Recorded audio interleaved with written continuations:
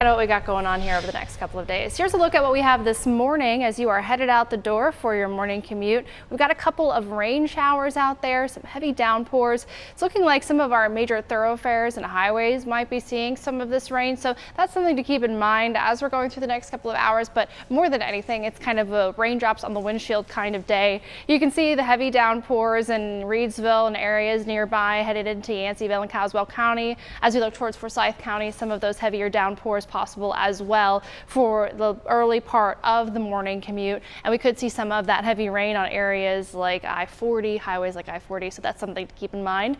Over the weekend from Friday, Saturday, and Sunday, we picked up quite a bit of rain in some spots. It was a feast or famine kind of day though, 1, 2 to 3 inches of rain throughout our forecast area, and of course we see some of those blues and light blues where we didn't get much rain at all. Take a look at Randolph County where things stayed largely very dry as we went through this time frame, despite just nearby in Iredell County seeing about 3 inches of rain.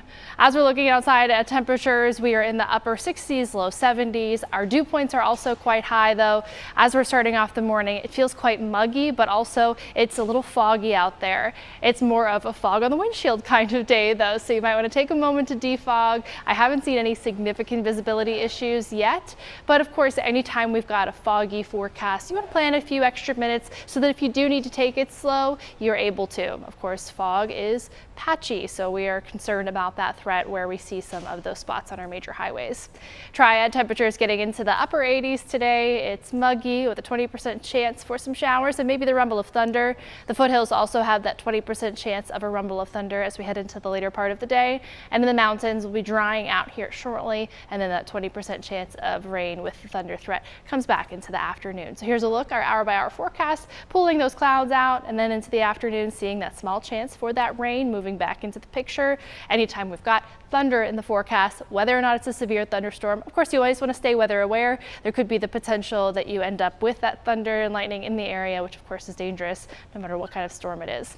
Heavy downpours also possible during that time. Into the middle part of the week will actually dry out, and I wanted to let you know about two things the National Hurricane Center is watching as we look towards this tropical wave. This is about 750 miles northeast of the Lesser Antilles at this point. Conditions are favorable for development, so likely within the next day or two we're ending up with a tropical depression and continued development possible from there. I also wanted to let you know about this area that we're watching offshore of the North Carolina, Virginia coastline. It's close in proximity and conditions are favorable for development, but whether or not it develops, it's kind of a short window of opportunity for it to do so.